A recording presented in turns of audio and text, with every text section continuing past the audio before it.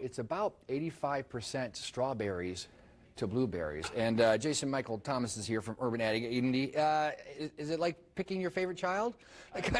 Like there's very much to be absolutely true. I like pretty much any fruit, and it's what you do with it that yeah, I was really gonna say, counts. Yeah. I'm guessing maybe a certain percentage of that percentage thinks that the strawberry might be more versatile than the blueberry, but that's your own limitations, right? I mean, do you do blueberry shortcake?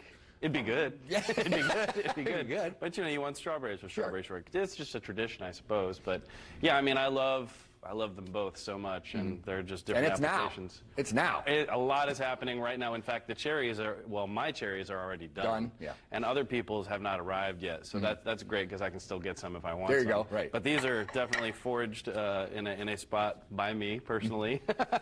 with permission? With permission. That's key. That's so the yeah, key I do have cherry trees, but they're not producing a ton yet. So Okay. I've got these other cherry trees that really put out a lot of cherries.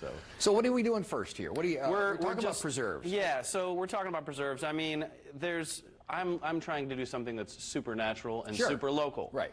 So when I make jams, I like to use only local ingredients, which means I'm not and really natural ingredients. So which means I'm not necessarily going to want to pile a bunch of sugar in it. Right, but I distinctly remember when aunts and grandmas would shoo us kids out of the kitchen, and the cans came out and the sugar came out. Oh like yeah, a pound. Well, and it's so important to know that sugar is an amazing preservative. I mean, if you want to hang on to something, sugar doesn't really go bad. Honey certainly doesn't go bad. That's why I like honey. But also, you know, the other side of the spectrum is salt. I mean, we use these things to preserve food, and that's really useful for us to be able to you know, use it year-round. It's very simple. Having children now, granted, 2 of them are adult size, but I still have a younger one. It made me wonder, as a child, was I really enjoying strawberries, or was I enjoying sugar? Well, that's another side of the question. I mean, and sugar is one of those things we have to eat in moderation. Right. So, of course. So I feel better when I eat honey, and I don't. It's not like I don't eat any sugar. I mean, come on, I'm a human, but I like to promote this lifestyle, and a lot of people buying at the farmers markets. I mean, we sell these jams on our website, and people pick up from the farmers markets. Yeah. But yeah, I mean, when they want to know exactly what's in it, they want to know that it's organic. Exactly. They want to know that it's all natural. And they're willing to pay for that. Yeah, so pronounceable. Yeah. Everything's pronounceable. So yeah, I'm using Eagle Creek apiary honey. Okay. We actually do have honey at our farm now, but I literally have 1 jar. so I'm not. Yeah, build up a supply. I'm going to save that stuff because it's it's literally don't want to overwork the an bees. awesome product for me to have on the farm for my private dinners. Be like, hey, this honey.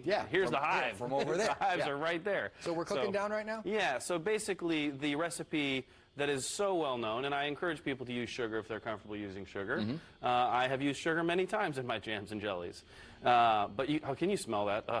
So it's just starting to cook very lightly, and this is basically all raspberries. So I've got black raspberries and red raspberries, and they're really hitting right now. If you check my Instagram, you'll see there's a ton. It's stunning, yeah. Yeah, it's just beautiful pictures and very gram-worthy stuff. But so the age-old recipe is like a pound for a pound, or a pound, so you'll take a cup of raspberries and add a cup of sugar. That's kind of not a pound for a pound. For people who don't know, is the flavor profile difference in a black and a red?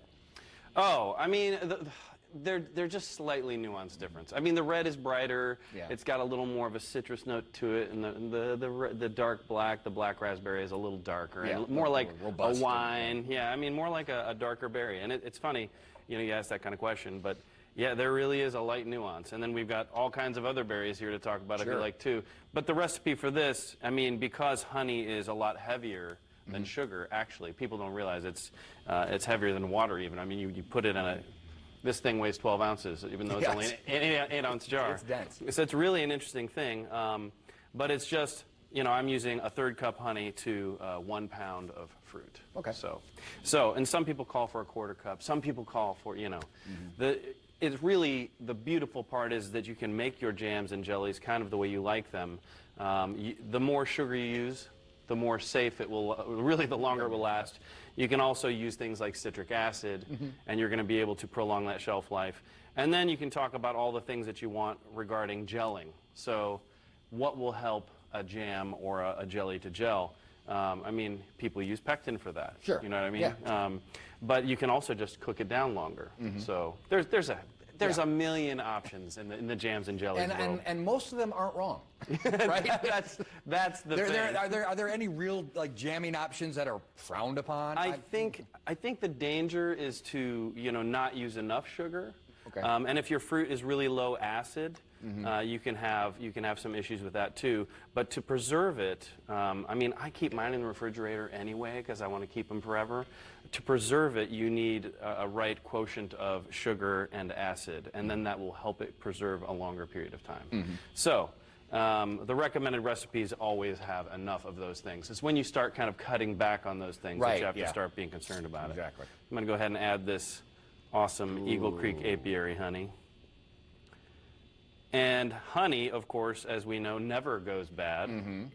And it has antibacterial properties. So it is a natural, I mean, for millennia, people have been using honey for preservation of fruit. Well, and to get the locally sourced stuff, it helps people, with allergens. And I mean, I don't have any allergies, and I preach that. Get the local stuff. I can speak to that. I mean, I used to have more allergies. In fact, I rarely have allergies anymore, and I eat local honey every day now.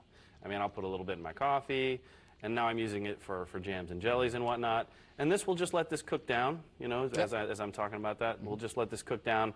It's going to mush up quite a bit. I am not a seed remover. Okay. I'm an all-in. Yeah. If I'm doing blackberry, Oh, I do some seed removal because okay. blackberry seeds are like twice as big and twice as strong. Yeah. They used to say, somebody said to me, it was one of my friends, Carl, he said, you'll get a raspberry seed caught in your tooth for like a day. But you'll get a blackberry seed caught in it for a week. Exactly. Yeah, they're so really huge. wedge itself in Yeah. there. Well, we're going to let you continue that, and later we're going to be talking more berries and cherries and other fruits in season and what to do with them, right? Yep. Lacto-fermentation? Lacto-fermented cherries is what we're doing next. Okay. I believe you. Good to see you. All right, We thank got the you. link to his website on ours, indystyle.tv.